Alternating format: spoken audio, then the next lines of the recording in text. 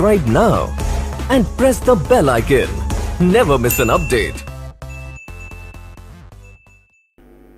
Good morning વિદ્યાર્થી મિત્રો, Gangotri school Gondal online એજ્યુકેશનમાં તમારું સ્વાગત છે. હું ગોસાઈ કેતન. આજે આપણે સામાજિક વિજ્ઞાન પાઠની અંદર પાઠ 16 આબોહવા વિશે અભ્યાસ કરશું. આબોહવા તો આબોહવા કેને કહી શકાય? હું અહીંયા 3 શબ્દની ઓળખ આપું છું: હવામાન, તાપમાન, હવામાન, વાતાવરણ અને આબોહવા. હવામાન છે ને એ ટૂંકા ગાળાની પરિસ્થિતિ છે કે જેમાં ઝડપથી પરિવર્તન થઈ શકે. અને આ પરિવર્તન કેને કારણે થાય? તો કે હવાના દબાણને કારણે, તાપમાનમાં વધારાને કારણે, વાદળને કારણે, ઝાકળને કારણે, આવા બધા કારણો એને અસર કરતા છે. કોને? તો કે હવામાનને. હવામાન ટૂંકા ગાળાની પરિસ્થિતિ છે. હવામાન પછી વાતાવરણ. વાતાવરણ જે છે એ લાંબા ગાળાની પરિસ્થિતિ છે, જેના ઉપરથી આબોહવા નિર્ધારિત એટલે નક્કી થઈ શકે. આબોહવા એ વાતાવરણની લાંબા ગાળાની સરેરાશ પરિસ્થિતિ છે. લાંબો ગાળો એટલે કેટલો ગાળો? તો કે 35 વર્ષ સુધી કોઈ પણ પ્રદેશ હોય એનો શિયાળો, ઉનાળો અને વર્ષા ઋતુ જે છે એને આધારે તે પ્રદેશની આબોહવા નક્કી કરવામાં આવે છે કે આ પ્રદેશની આબોહવા કેવી છે. એક્ઝેક્ટ ક્યારે શિયાળો શરૂ થાય છે, ઉનાળો ક્યારે શરૂ થાય છે, ચોમાસું ખરેખર ક્યારે શરૂ થાય છે. જો એના માટે શબ્દ વાપરો સરેરાશ. સરેરાશ શબ્દ જ એટલે વાપરવામાં આવ્યો છે કે અનિયમિતતા અને અનિશ્ચિતતા બે સૂચવે છે. એટલે મેં વાત કરી એમ હવામાનમાં ઝડપથી બદલાવ આવે છે. એક જ દિવસમાં થોડાક જ સમયમાં બદલાવ આવે. તડકો હોય ને એકાએક ધીમે ધીમે ધીમે ધીમે વાદળો આવવા મળે ને વરસાદ જેવી પરિસ્થિતિનું સર્જન થઈ જાય, વંટોળ જેવી પરિસ્થિતિનું સર્જન થઈ જાય, હવાઓ છે એ ગતિમાન થઈ જાય. આવી બધી પરિસ્થિતિઓ જે છે એ હવામાનમાં ટૂંકા ગાળામાં થઈ શકે. એના પછી આગળ એમાંનામાં આપણે જોઈએ તો જે આપણે જેને કહીએ છીએ કે મોસમી. ભારતની આબોહવા કેવી છે? તો કે મોસમી. તો પેલા આપણે જે મોસમી શબ્દ આવ્યો ક્યાં? અરબી ભાષાનો શબ્દ છે મોસીમ. એ મોસીમ ઉપરથી મોસમી શબ્દ આવ્યો. મોસમી શબ્દ ક્યાં લાગુ પડે? તો કે જે દેશમાં ઋતુ પરિવર્તન થાય, જે પ્રદેશમાં ઋતુ પરિવર્તન થાય અને ઋતુના પરિવર્તન સાથે પવનોની દિશા બદલાય, ઋતુના પરિવર્તન સાથે પવનોની દિશા બદલાય એવી આબોહવા ધરાવતા પ્રદેશને મોસમી આબોહવાનો પ્રદેશ કહેવાય, અથવા તો મોસમી પવનોનો પ્રદેશ કહેવાય. તો ભારત મોસમી આબોહવાનો દેશ છે. ભારતમાં મોસમી આબોહવા છે. ઋતુ ચેન્જ, પવનની દિશા ચેન્જ. એશિયા ખંડની અંદર મ્યાનમાર, બાંગ્લાદેશ, પાકિસ્તાન, નેપાળ, ભૂતાન અને ભારત, આ દેશો મોસમી આબોહવા ધરાવતા દેશો છે. તો આ થઈ ગઈ આપણી પ્રસ્તાવના કે આબોહવા એટલે વાતાવરણના લાંબા સમયગાળાની સરેરાશ પરિસ્થિતિ. કેટલા વર્ષ? તો કે ઓછામાં ઓછા 35 વર્ષ. શિયાળો, ઉનાળો, ચોમાસું, જે ઋતુઓ છે એનો અહેસાસ, એનો અનુભવ, અને એના આધારે તે પ્રદેશની આબોહવા નિર્ધારિત કરવામાં આવે છે. પછી આપણે હવામાન વિશે વાત કરી કે હવામાન છે ને એ ટૂંકા ગાળાની પરિસ્થિતિ છે. વાતાવરણીય દબાણ, તાપમાનમાં વધારો, વાદળાઓ, ધુમ્મસ, બરોબર, આવી બધી પરિસ્થિતિઓને કારણે હવામાનમાં ઝડપથી પરિવર્તન આવે છે. એનાથી આપણે આગળ જોયું કે ભારત મોસમી આબોહવાનો દેશ છે. તો મોસમી શબ્દ આવ્યો ક્યાંથી? તો કે મોસીમ, અરબી ભાષાનો શબ્દ છે મોસીમ, એના ઉપરથી આપણે શબ્દ લઈ આવ્યા મોસમી. મોસમી પવનોનો મતલબ છે ઋતુ અનુસાર દિશા બદલતા પવનો. ઋતુ અનુસાર દિશા બદલતા પવનોનો દેશ એટલે મોસમી આબોહવાનો દેશ જે ભારત છે. ઋતુ ચેન્જ, પવનની દિશા ચેન્જ. પ્રસ્તાવના જોયા પછી હવે આપણે ઋતુમાં પરિવર્તન જોવાનું છે. પ્રાઇમરીની અંદર પણ તમે ભણી ગયા કે પૃથ્વી બે ગતિ કરે, એક પરિભ્રમણ અને એક પરિક્રમણ. પરિભ્રમણ એટલે પોતાની ધરી ઉપર ફરે અને એને ફરતા સમય જે દિવસ અને રાત જે આપણે ચેન્જ થાય છે, જે ભાગ ફરતા ફરતા સૂર્યની સામે આવે ત્યાં દિવસ અને એની પાછળની સાઈડ એ રાત. આમ દિવસ રાત જે છે એ પરિભ્રમણને હિસાબે થાય છે અને એને આપણે સાધારણ રીતે 24 કલાક ગણીએ છીએ આ સમયગાળો. બીજી ગતિ છે પરિક્રમણ. પરિક્રમણનો મતલબ છે પૃથ્વી સૂર્યને ફરતે ચક્કર લગાડે અને જે ચક્કર લગાડે છે એ લંબગોળ ચક્કર લગાડે, એક્ઝેક્ટ ગોળ નહીં, લંબગોળ. અને એ લંબગોળ ચક્કર લગાવતા એને 365 દિવસ થાય. આ લંબગોળ ચક્કર જે લગાડે છે એ કાલ્પનિક એક માર્ગ છે, એને કક્ષ તરીકે ઓળખવામાં આવે. કક્ષ જે તમારે પ્રાઇમરીમાં આવતું એને કક્ષ તરીકે ઓળખાય. તો પોતાની કાલ્પનિક જે માર્ગ છે એના ઉપર જે ચક્કર લગાડે છે, પરિક્રમણ કરે છે. હું અહીંયા તમને વાત કરું છું ઋતુમાં પરિવર્તન થાય છે તેના હિસાબે. એ કયા પરિબળો છે એના હિસાબે ઋતુ પરિવર્તન થાય છે, કઈ અસરના હિસાબે, એની આપણે અહીંયા વાત કરીએ. તો પરિક્રમણને હિસાબે પરિક્રમણ જે થાય છે આ એક.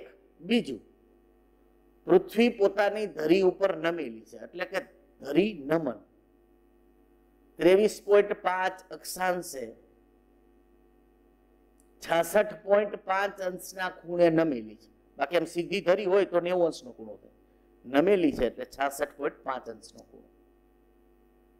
એ નમેલી છે અને પરિક્રમણ કરે છે એટલે ઋતુ પરિવર્તન થાય છે. આપણો પોઈન્ટ છે ઋતુ પરિવર્તન. તો ઋતુ પરિવર્તન બે પરિબળોને હિસાબે થાય, પરિક્રમણ પૃથ્વીની ગતિનું અને ધરી નમન. કઈ રીતે ધરી નમન અને પરિક્રમણ? પરિક્રમણ કરે એટલે ચક્કર લગાવે છે ફરતે. ધરી નમન છે એ ધરી નમનને કારણે શું થાય તો કે જે સૂર્યના કિરણો છે એ કર્કવૃતથી મકરવૃત, મકરવૃતથી કર્કવૃત ઉપર જાય. જે તમને ટેક્સ્ટ બુકની અંદર પેજ નંબર 121 ઉપર આકૃતિ આપેલી છે, તમે જોશો એટલે તમને વિશેષ ખ્યાલ આવશે કે સૂર્યના કિરણો કર્કવૃત અને મકરવૃત વચ્ચે જ પડે છે. વિષવવૃત્ત તો કેન્દ્ર છે. આને અયન વૃત્ત કહેવાય. અયન વૃત્ત. અયન વૃત્તનો ક્ષેત્ર કેવડું તો કે કર્ક થી મકર. અયન વૃત્ત તરીકે ઓળખાય. વચ્ચે કાલ્પનિક રેખા આપણે રાખી છે વિષવવૃત્ત.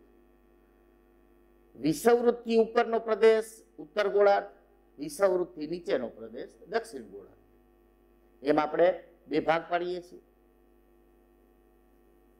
એનાથી હવે આપણે આગળ જોઈ જે ધરી નમન છે એને કારણે શું થાય તો કે સૂર્યના કિરણો જે છે એ જૂન મહિનામાં 21 જૂનના દિવસે કર્કવૃત ઉપર લંબ પડે એટલે સીધા પડે. તો ભારતના એકદમ મધ્યમાંથી કર્કવૃત પસાર થાય. એનો મતલબ એમ કે ભારતમાં 21 જૂનના દિવસે સૂર્યના કિરણો સીધા પડશે. એટલે 21 જૂન ભારતનો સૌથી લાંબો દિવસ અને ટૂંકી રાત્રિ અને ઉનાળાનો. ચોમાસું છે તો એ ચોમાસું ઉનાળાનો જ ભાગ એક ચોમાસું છે. આગળ આપણે સમજશું. એટલે 21 જૂનનો જે દિવસ છે એ સૌથી લાંબો ભારતમાં અને રાત્રિ ટૂંકી, કારણ કે કર્કવૃત ઉપર સૂર્યના કિરણો લંબ એટલે સીધા પડે છે. એ જ રીતે સેમ 6 મહિના પછી સામેની દિશાએ જ્યારે પૃથ્વી પરિક્રમણ કરીને આવે છે ત્યારે સૂર્યના સીધા કિરણો જે છે ને એ મકરવૃત ઉપર પડે. ક્યારે તો કે 22 ડિસેમ્બરે. ત્યારે ભારતની અંદર એક્ઝેક્ટ શિયાળો, એટલે ભારતમાં રાત્રિ મોટી 22 ડિસેમ્બરે અને દિવસ ટૂંકો. આ જ વસ્તુ છે ઊંધી કરી નાખો, એ કર્કવૃત ઉપર થાય, મકરવૃત ઉપર. કર્કવૃત ઉપર 21 જૂન લાંબો દિવસ, તો મકરવૃત ઉપર 21 જૂન લાંબી રાત્રિ. કર્કવૃત ઉપર 22 ડિસેમ્બર લાંબી રાત્રિ ટૂંકો દિવસ, તો મકરવૃત ઉપર એનું ઊંધું, લાંબો દિવસ ટૂંકી રાત્રિ. એક્ઝેક્ટ એકબીજાના વિરોધ, કારણ કે સામસામેની પ્રક્રિયા છે, સામસામે. તો 21 જૂન ભારતનો આ સૌથી લાંબો દિવસ અને ટૂંકી રાત્રિ, 22 ડિસેમ્બર ભારતમાં સૌથી લાંબી રાત્રિ અને ટૂંકો દિવસ. તો ઋતુ પરિવર્તનને અસર કરતા પરિબળો બે, એક પૃથ્વીનું પરિક્રમણ અને બીજું પૃથ્વીનું ધરી નમન, જે 66.5 અંશનો ખૂણો બનાવે. કદાચ જો ન બનતો હોત અને જો પૃથ્વી નમેલી ન હોત તો હું માનું છું ત્યાં સુધી જેને કહેવાય ઋતુ પરિવર્તન થાત નહીં. આજે વિષુવવૃત છે, તો વિષુવવૃતની પરિસ્થિતિ કેવી છે? ત્યાં આબોહવા એકદમ ટૂંકા ગાળાની, શિયાળો તો છે જ નહીં, ઉનાળો ચોમાસું બે જ છે. ઘણી વખત એક જ દિવસમાં બે ઋતુ જોવા મળે. સવારે જે વાતાવરણ છે એ થોડું ખુશનુમા હોય, બપોરે ગરમી હોય ને સાંજે વરસાદ પડે, કારણ કે ત્યાં સૂર્યના કિરણો 12 માસ સીધા પડે છે, એની અસર વધારે છે. તો આ આપણે જોયું ઋતુમાં પરિવર્તન કયા પરિબળોને હિસાબે થાય.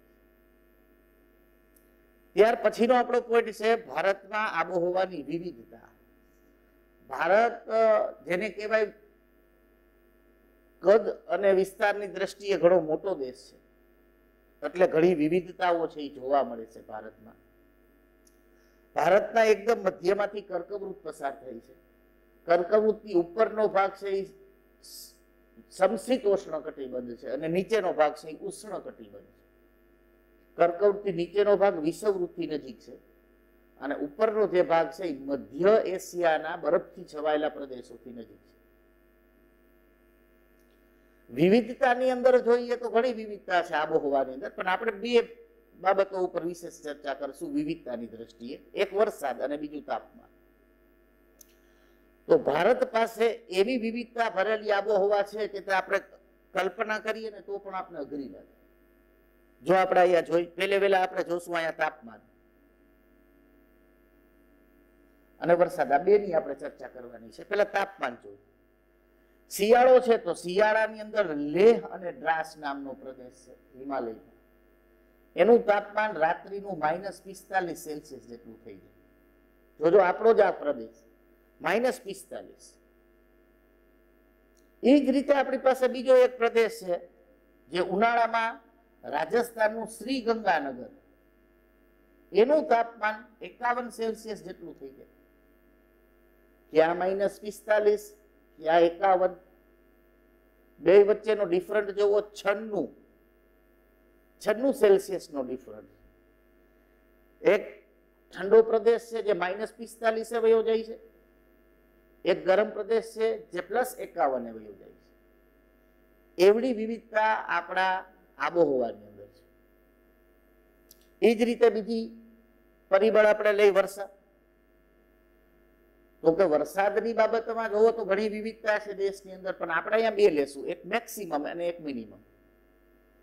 તો ભારતની અંદર આપણે ખાસ કરીને વાત કરીએ તો મેઘાલય રાજ્યનું ચેરાપુંજી જે છે, અને ચેરાપુંજીથી 16 કિલોમીટર દૂર મોસી નરમ નામનો જે પ્રદેશ છે, જેનો વિશ્વમાં સૌથી વધુ વરસાદ 24 કલાકમાં પડવાનું રેકોર્ડ છે. અને આવા તો કેટલાય રેકોર્ડ એના નામે છે. ત્યાં સરેરાશ વાર્ષિક 1200 સેન્ટીમીટર વરસાદ થાય, 1200 સેન્ટીમીટર. એની સામે ઉત્તર પશ્ચિમ ભારતમાં આવેલું રાજસ્થાનની અંદર રણ વિસ્તારમાં આખા વર્ષનો વરસાદ માત્ર 10 થી 12 સેન્ટીમીટર થાય. એક પ્રદેશ એવો છે કે જેમાં 1200 થાય છે, બીજો પ્રદેશ એવો છે કે જેમાં 10 થી 12 થાય છે.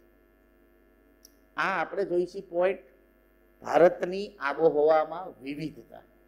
તો આ વિવિધતા છે. ક્યાં 1200, ક્યાં 10, ક્યાં -45, ક્યાં +51. તો આ વિવિધતા ભારતની આબોહવામાં જોવા મળે છે. અને વિવિધતા આબોહવામાં જોવા મળે છે એને અસર કરતા પરિબળો પણ વિશિષ્ટ અસર કરે છે. એને કારણે આ આબોહવા છે એમાં પરિવર્તનો જોવા મળે છે. તો આજનો આપણો જે આ લેક્ચર છે એની અંદર આપણે પ્રસ્તાવના, પછી આબોહવાની એક સંકલ્પના આપણે જોઈ, પછી ઋતુમાં કઈ રીતે પરિવર્તન થાય છે એના વિશેની થોડીક માહિતી મેળવી, અને પછી ભારતની વિવિધ અને વૈવિધ્યસભર જે આબોહવા છે એના વિશે આપણે પરિચય મેળવ્યો. તો ખૂબ આભાર તમારો. વિદ્યાર્થીઓ ખૂબ સારી રીતે અભ્યાસ કરો છો.